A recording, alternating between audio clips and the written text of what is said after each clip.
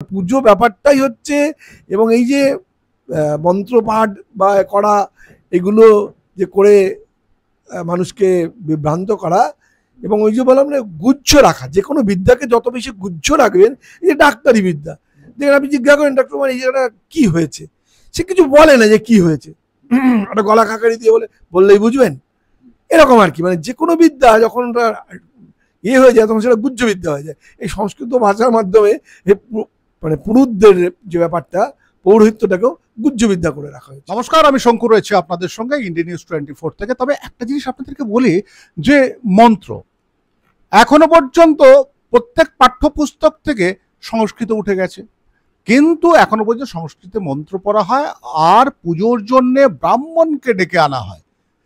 আমার ইষ্ট দেবতা কিংবা আমি যদি ভগবান বিশ্বাস করি, সেই ভগবানকে আমার মনের কথা জানার জন্য কেন থার্ড পার্টি ইউজ করায়? আমার সঙ্গে ইষ্ট নাস্তিক বলবো একেবারে উপাধি হিসাবে বাসুদেব দা রয়েছেন, বাসুদেব ঘটক।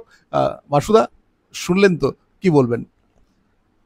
আসলে এখানেই তো আমাদের বক্তব্য, যে মানুষকে নানাভাবে বিভ্রান্ত করা হয়, এই ঈশ্বরের কল্পনা দিয়েই বিভ্রান্ত করা হয়, এবং ঈশ্বরকে পুজো করার যে পদ্ধতি আর কি, সেগুলো ব্রাহ্মণরা কুক্ষিগত করে রেখেছে।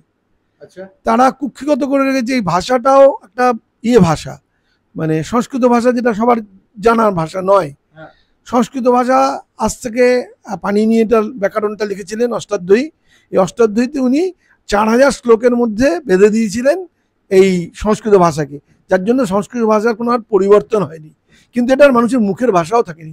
ভগবানকে শুধু সংস্কৃতই বোঝে না, এটা ওরা মনে করেন আর কি, আসলে যাতে মানুষ না বোঝে তার ভাষা তো সংস্কৃত, কারণ এই ভাষাটা 4000 মানে 2500 বছর আগেই বিচ্ছিন্ন হয়ে গেছে। 2000 বছর আগে যিনি লিখেছিলেন তার ভাষা সংস্কৃত, তার ভাষা সংস্কৃত।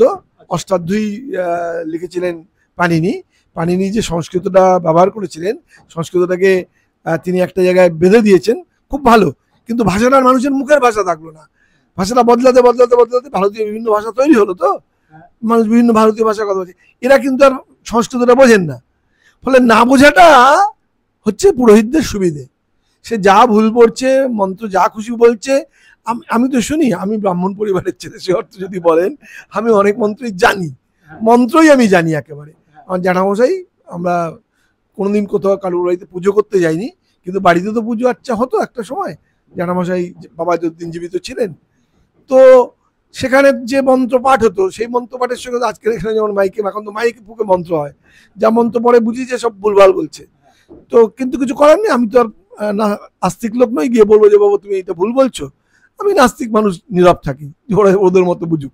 কিন্তু মানুষকে ঠকানো, পুজো ব্যাপারটাই হচ্ছে, এবং এই যে মন্ত্রপাঠ বা করা, এগুলো যে করে মানুষকে বিভ্রান্ত করা, এবং ওই যে বললাম না, গুচ্ছ রাখা, যে কোনো বিদ্যাকে যত বেশি গুচ্ছ রাখবেন, এই যে ডাক্তারি বিদ্যা, দেখেন আপনি জিজ্ঞাসা করেন ডাক্তার মানে এই জায়গাটা কি হয়েছে, সে কিছু বলে না যে কি হয়েছে, একটা গলা খাকারি দিয়ে বললেই বুঝবেন, এরকম আর কি। মানে যে কোনো বিদ্যা যখন হয়ে যায় তখন সেটা গুজ্জ বিদ্যা হয়ে যায়। এই সংস্কৃত ভাষার মাধ্যমে মানে পুরুষদের যে ব্যাপারটা, পৌরোহিত্যটাকেও গুজ্জ বিদ্যা করে রাখা হয়েছে।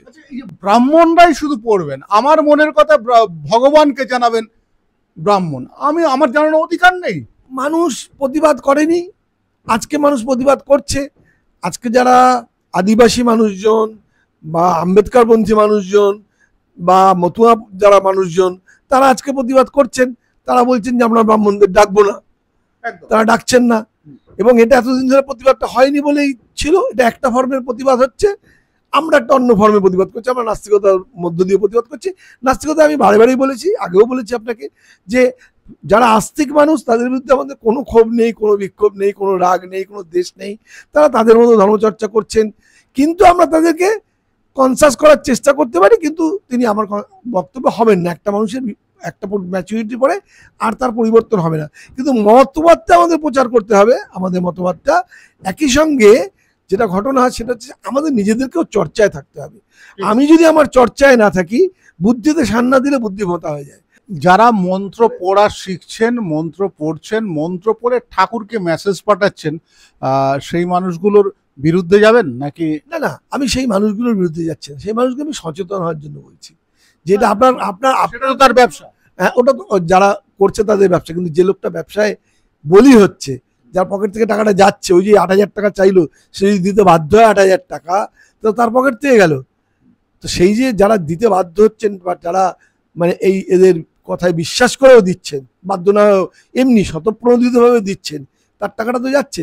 তারা যদি সচেতন হন যে আমার ওপরে কেউ নেই, আমি আমার স্রষ্টা, মরে গেলে আর কিছু নেই, পৃথিবী লুপ্ত, চরাচর লুপ্ত, কিছু নেই, আমি নেই, পৃথিবী নেই, এরপরে মানুষের আত্মা পরমাত্মা কিচ্ছু নেই, ফলে আমাদের কিছুতেই বিশ্বাস নেই।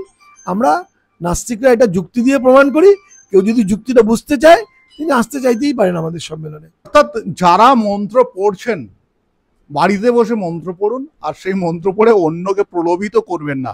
ভগবান মন্ত্র পড়ার পরে আপনার বাড়িতে আসতে পারেন না বলে ধারণা, আমার আমার আমার ধারণা আমি আপনাদেরকে জানাচ্ছি। সঙ্গে যারা নাস্তিক এখন, তারাও এই একই কথা বলছেন, আপনিও ঠিকঠাক জানেন। তবে এই ব্যবসা, ভণ্ড ব্যবসা বন্ধ হওয়া উচিত। আমি শঙ্কর আছি আপনাদের সঙ্গে, ইন্ডিয়া নিউজ 24, দেখতে থাকুন।